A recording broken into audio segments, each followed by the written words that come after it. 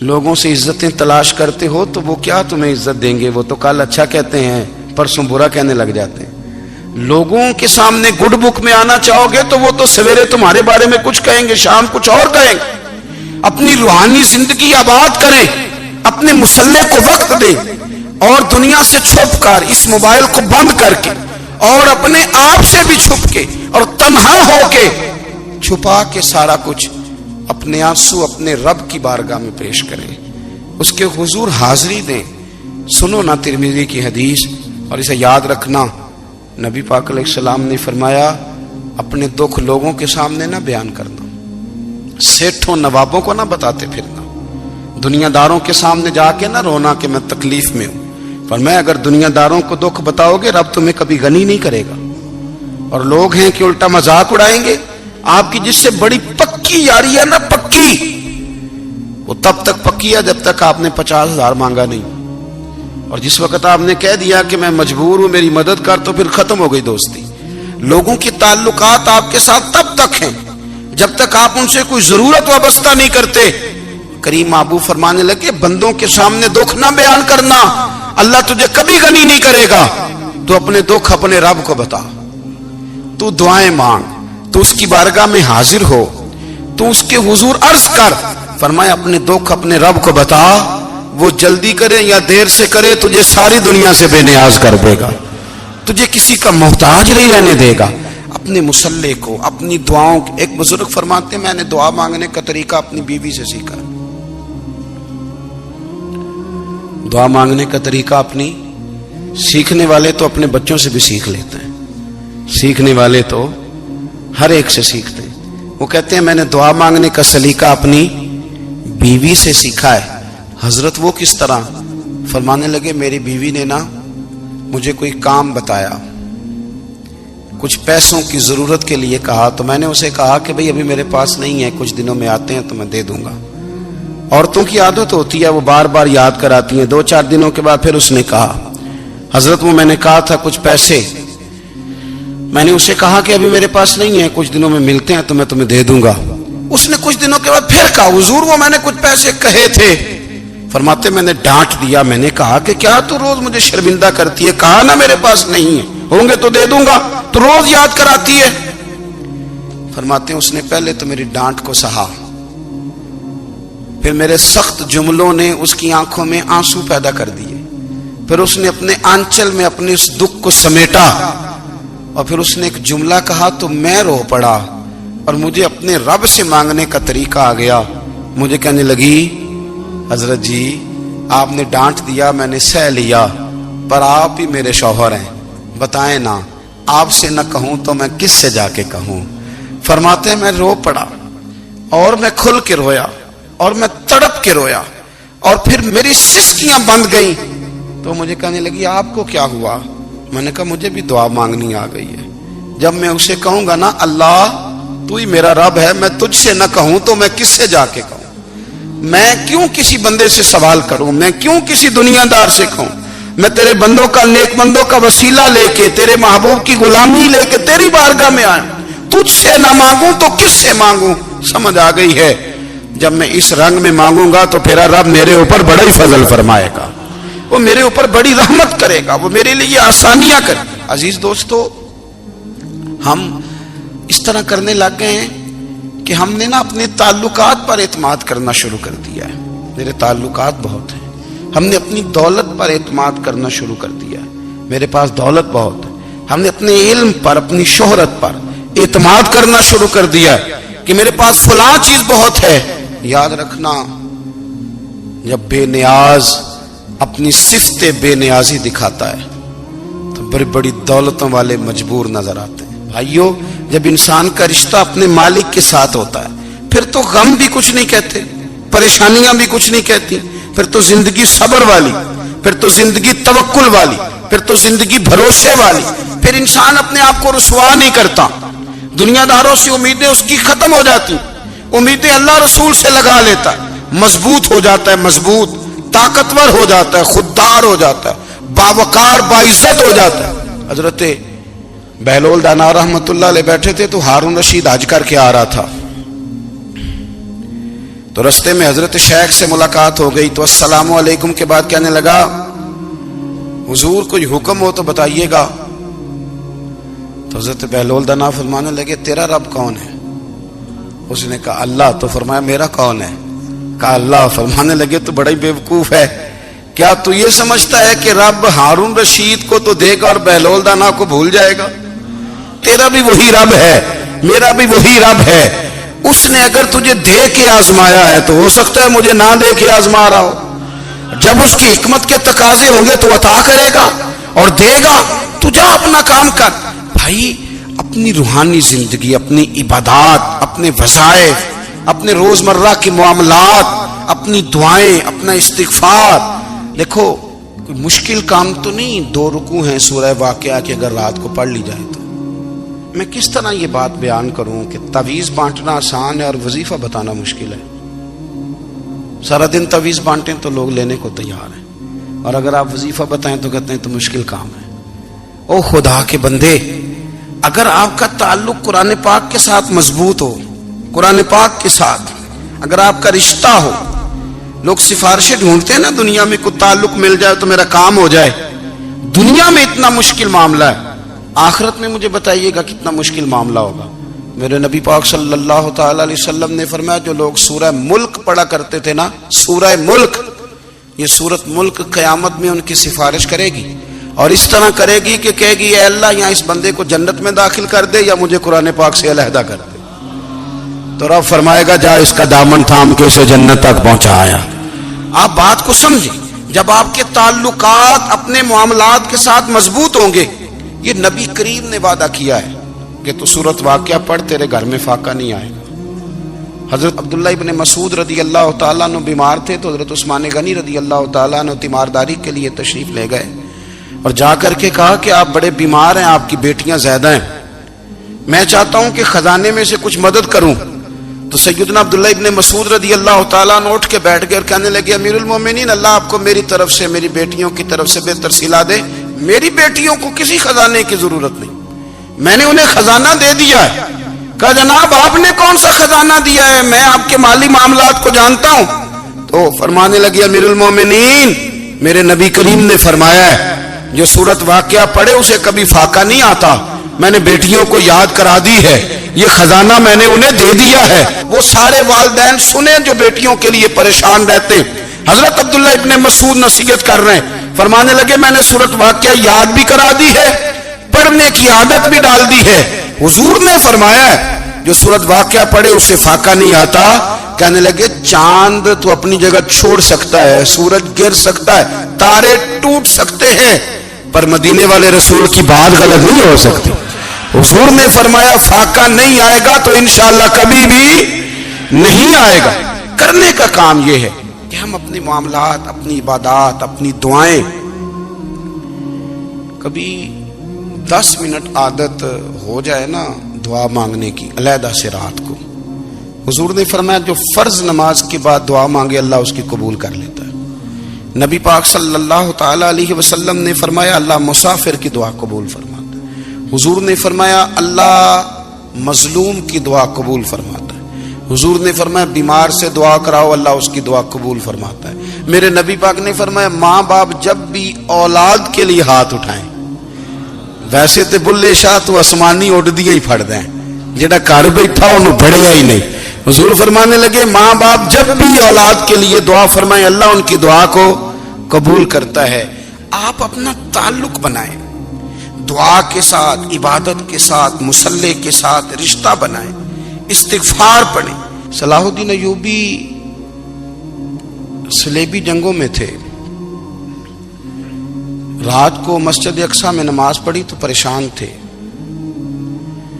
ایک بزرگ سے ملاقات ہوئی تو وہ کہنے لگے کہ آپ بڑے پریشان ہیں. کہنے لگے حضور پریشان اس لیے ہوں کہ پہلے ہی مسلمان کمزور ہے، اب میں نے سنا ہے دشمن کا ایک بحری بیڑا وہ جنگی سامان سے بھرا ہوا آ رہا ہے، تو اب ان کے پاس اور تلواریں اور نیزے آ جائیں گے، مسلمانوں کے پاس پہلے ہی وسائل کی کمی ہے، پریشان ہو کس طرح کر کے مقابلہ کریں گے. یہ بات کہتے ہی صلاح الدین ایوبی نے بزرگوں سے کہا حضور آپ بھی دعا کرنا. دعا کی بڑی طاقت ہے. میرے نبی پاک نے فرمایا دعا مومن کا ہتھیار ہے. دعا مومن کا، دعا مومن کا.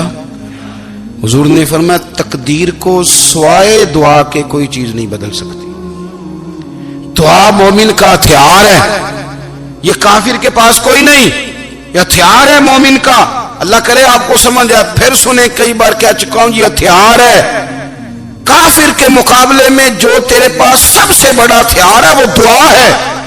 دعائیں کرانی چھوڑ دی، کرنی چھوڑ دی، لینی چھوڑ دی. حضرت سیدنا انس بن مالک رضی اللہ تعالیٰ عنہ فرمایا کرتے تھے میں نے وہ رنگ دیکھا ہے جب حضور دعا مانگتے تھے اور حضور کی مقدس آنکھوں میں آنسو بھی ساتھ ہی بہا کرتے تھے. میں نے وہ انداز دیکھا ہے. تو صلاح الدین ایوبی بزرگ سے کہنے لگے آپ بھی دعا کیجیے، اور خود رونے لگے اور سر سجدے میں رکھ کے رونے لگے اور عشاء سے لے کر فجر تک روئے، خوب روئے. صبح وہ بزرگ آئے تو صلاح الدین ایوبی کا خوبصورت اور ہنستا ہوا چہرہ دیکھا. کہنے لگے آپ بڑے خوش ہیں، رات تو میں نے بڑے روتے ہوئے دیکھا تھا. تو کہنے لگے حضور وہ جو بحری بیڑا آ رہا تھا نا وہ پانی میں ڈوب گیا ہے، اب وہ نہیں آ رہا. ابھی خبر آئی ہے تو میں بڑا خوش ہوں. بزرگ کہنے لگے اٹھ سینے سے لگ اور سن ایک بات، وہ بحری بیڑا پانی میں نہیں ڈوبا، وہ تیرے آنسوؤں میں ڈوب گیا ہے. وہ جو تو رات رویا ہے نا رب کریم کی بارگاہ میں تو وہ ڈوب گیا ہے. حضرت عائشہ صدیقہ رضی اللہ تعالیٰ عنہ فرماتی ہیں ایک عورت تھی اور اسے نبی پاک صلی اللہ تعالیٰ علیہ وسلم نے نا وہ کلمہ پڑھ کے مسلمان ہوئی، مدینہ طیبہ آ گئی تو حضور نے مسجد نبوی شریف میں اس کے لیے مکان، ایک سادہ سا کمرہ ساتھ مسجد کے بنوا دیا، وہیں رہنے لگی. اکثر وہ سیدہ طیبہ کے پاس آتی تو حضرت عائشہ صدیقہ رضی اللہ تعالیٰ عنہ فرماتی ہیں وہ بڑی باتیں سناتی اور آخر میں کہتی وہ ہار والا دن بھی بڑا عجیب دن تھا اور میرے رب کی قدرتوں کا دن تھا، وہ بھی بڑا عجیب دن تھا. سیدہ عائشہ صدیقہ رضی اللہ تعالیٰ عنہ ایک دن فرمانے لگی کہ تو ہار والے دن کا بڑا ذکر کرتی ہے، وہ کیا دن تھا؟ تو خاتون کہنے لگی اماں جی وہ دن تھا جب میرے رب پر بھروسہ اور مضبوط ہو گیا، جس دن میرا اپنے رب پر توکل اور بڑھا، میرے ایمان میں یقین میں اور پختگی آئی. کہنے لگی میں ایک گھر کی کنیز تھی، نوکرانی تھی. اس گھر میں ایک بچی تھی جس کے پاس سونے چاندی ہیرے جواہرات کا ہار تھا. اس زمانے میں نا چمڑے کے اوپر لوگ ہیرے جواہرات لگاتے تھے، کئی دفعہ سرخ رنگ کے چمڑے پہ لگائے جاتے تھے. وہ بچی پہنتی تھی تو کہتی ہوں بچی کے اس نے اتار کے رکھا یا اس سے گرا وہ ہار تو چیل اسے اٹھا کے لے گئی گوشت سمجھ کے اور میرے سامنے اٹھا کے لے گئی. گھر والوں نے مجھ سے پوچھا، یہ بخاری میں موجود ہے، گھر والوں نے پوچھا مجھ سے کہ وہ ہار کہاں ہے تو میں نے کہا چیل اٹھا کے لے گئی. گھر میں کچھ چوری ہو جائے تو سب سے پہلا الزام کس پہ لگتا ہے؟ ملازمین پہ. کہتے انہوں نے مجھے بڑا مارا، بڑی تکلیف دی، حتیٰ کہ میری شرمگاہ تک کی تلاشی لی، میری عزت اتنی خراب کی میں بتا نہیں سکتی. میں نے اپنی زندگی میں ایک واقعہ دیکھا، ایک امیر گھر میں چوری ہو گئی، ملازم کو اتنا مارا کہ وہ چارپائی پہ پڑ گیا. پولیس والوں سے اتنی مار پروائی گئی کہ وہ بیچارہ چارپائی پہ پڑ گیا اور پھر وہ اتنا بیمار ہوا اور کچھ دنوں کے بعد پتہ چل گیا کہ چور تو اپنا بیٹا ہے ان کا. پھر اس کا انتقال ہو گیا. اب وہ سیٹھ صاحب اور گھر والے آ کے نا مرنے والے کے کان میں معافیاں مانگ رہے ہیں، کان میں. تو میں نے ان سے پھر کہا تھا کہ یہ تو اب چلا گیا ہے، تمہارا زور چلتا تھا نا تو تم نے قانون خریدا اور تم نے اسے جتنا ہو سکا تم نے اسے مار پڑوائی. تمہارے پاس جو عدالتیں تھی تم نے وہاں کاروائی کی، اب ایک عدالت قیامت کے دن لگے گی. یہ کمزور تھا نا، کچھ کر نہیں سکا. میرے نبی پاک صلی اللہ علیہ وسلم نے فرمایا سن لو، اگر سینگ والی بکری نے بغیر سینگ والی بکری کو تکلیف دی ہوگی نا تو قیامت کے دن اسے بھی بدلہ دینا پڑے گا کہ تیرے پاس سینگ تھے اور تو نے اسے مارا تھا. وہ خاتون عرض کرتی ہے سیدہ عائشہ کی خدمت میں کہ مجھے بڑا مارا، مجھے تکلیف دی، میں کہہ رہی تھی کہ میرے سامنے چیل لے گئی ہے پر وہ نہیں مان رہے تھے. اماں جی انہوں نے مجھے بڑا مارا. حضرت عائشہ صدیقہ کہتی ہیں پھر کیا ہوا؟ کہنے لگی اماں جی جب کوئی میرا مددگار نہ رہا، مجھے تکلیف دے رہے تھے، رسوا کر رہے تھے، تو میں نے اپنے رب سے مدد چاہی، میرے رب کی طرف میں نے توجہ کی. میں نے کہا مالک اب تو ہی میرا مددگار ہے कहती है वो मुझे मार रहे थे तो वो चील जो हार ले गई थी वही लेके वापस आ गई, और हमारे सरों के करीब ला के उसने जब उस हार को फेंका, वो मुझे छोड़ के साइड पे हुए। वो मेरी बेगुनाही जान गए, लेकिन आपको बताऊं उस दिन से मेरा अपने रब पर यकीन और बढ़ गया। मुझे समझ आ गई कि जब इंसान पूरा टूट जाता है और जब कोई चारों जानिब उसका मददगार नहीं होता, तो रब तो होता है ना, अल्लाह तो उसका मददगार होता है ना, वो तो फिर अपने उस बंदे की मदद करता है ना, फिर वो तो तवानाई देता है ना, वो तन्हा नहीं छोड़ता, वो तो आंसुओं वालों के आंसुओं पे बड़ा करम फरमाता है, वो तो कसम पुरसी में आ जाता है, उसकी रहमत बढ़ के इस्तकबाल कर लेती। ओ मेरी मिल्लत के जवानों, मजा नहीं आ जाता जब सारी दुनिया सोई हो, सारी दुनिया, और बिस्तर भी गर्म हो और नींद भी पूरा गलबा कर रही हो, और अचानक घंटी बजे दिमाग में, आंख खुले, घड़ी पे नजर पड़े, 3:30-4 बजे का पैगाम घड़ी बताए, और कोई चढ़ती जवानी वाला उठ के वुजू करे, और जब वो मुसल्ला खोल के बिछाए तो मदीने वाले महबूब कहते हैं कि हर नमाज पे रब सवाब देता है, और जो उठ के तहज्जुद की नमाज पढ़े उसे देख के तो रब मुस्कुराता है, जो उसकी शान के लायक है, जो उसकी शान के लायक, वो मुस्कुराता है, खुश होता है कि मेरा बंदा तहज्जुद में उठ गया, वो मुस्कुराता है। काश हमारी सुबहें कभी अपने मालिक के नाम हो जाएं, काश के सुबह। हजरत अबुल हसन रहमतुल्लाह ताला अलैह हजरत माज इब्ने जबल रदी अल्लाह ताला अन्हु के पास बैठा करते थे। फरमाते हैं उनसे जो प्यार बढ़ा तो फिर मेरा मुसल्ले से भी बढ़ गया। ताबिएं फरमाते हैं सहाबी रसूल से मोहब्बत हुई तो जिक्र से भी हो गई, फिर दुरूद शरीफ से भी हो गई। मोहब्बत उनसे बढ़ी तो फिर अल्लाह ने मस्जिद का प्यार भी बढ़ा दिया। आप फरमाते हैं कि मेरी हर वक्त तबीयत चाहती थी कि बस अल्लाह अल्लाह करूं, बस अल्लाह अल्लाह करूं, बस ना मैं जरा थोड़ी जान छुड़ाऊं लोगों से, को 10 मिनट मिले तो मैं कुछ 4 नफल पढ़ लूं, मैं थोड़ा सा ना बचूं लोगों से, और मुझे तस्बीह मिले तो मैं ना कुछ 400-500 दफा इस्तिगफार पढ़ूं, सुभान अल्लाह, अल्हम्दुलिल्लाह, अल्लाहु अकबर, ला हौला वला कुव्वता इल्ला बिल्लाह, मैं ना तस्बीहात पढ़ूं। फरमाते हैं कि बच्चे थे घर में 6-7, गुर्बत थी, काम मिलता कोई नहीं था, और मैं काम चोर नहीं था, काम ढूंढता था, पर अल्लाह की कुदरत के काम नहीं मिलता था।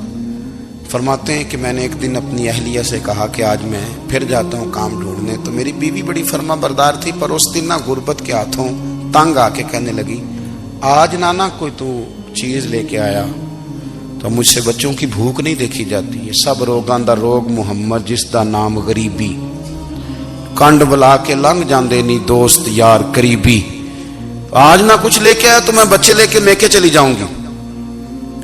शेख फरमाते हैं कि मैं बड़ा परेशान घर से निकला, पर मैंने सुबह से लेके जोर तक काम ढूंढा, काम मिला कोई नहीं, तो मेरे दिल में ख्याल आया चलो काम नहीं मिलता तो अल्लाह अल्लाह तो करे ना, चलो बंदों की मजदूरी नहीं मिलती तो रब करीम की इबादत ही करते हैं। फरमाते हैं कि मैंने ना फुरात के पानी से वुजू किया, नहर के, शदीद धूप थी, साथ रेत थी और रेत तप रही थी, मैंने अपना रुमाल वहीं मुसल्ला के तौर पर बिछा लिया, और फरमाते हैं कि जोर से लेकर असर तक नमाज पढ़ी, धूप भी पूरे जोर पे, पर मेरे सजदे का ज़ौक़ भी पूरे जोर पे।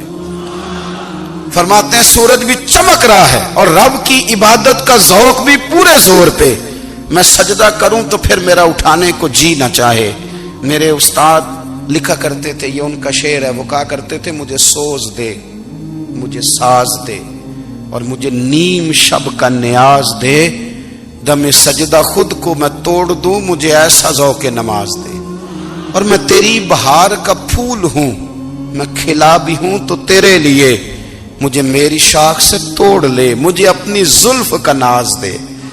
भाई फरमाते हैं कि असर तक मैंने नफल पढ़े, दिल ढलने लगा, असर की नमाज पढ़ी और मैं वहां से चला।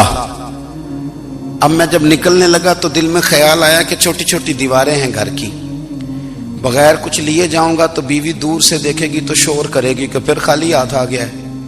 कहते मैंने अपने उसी रुमाल में जिस पे मैंने नमाज पढ़ी थी ना, रुमाल में की आखी दे पंजाबी जी साफा, कहते हैं उसी में ना मैंने कुछ रेत भर ली कि वो दूर से देखेगी तो समझेगी कुछ लेके आया है, चलो जाके उसे बता दूंगा कि आज फिर मजदूरी नहीं मिली।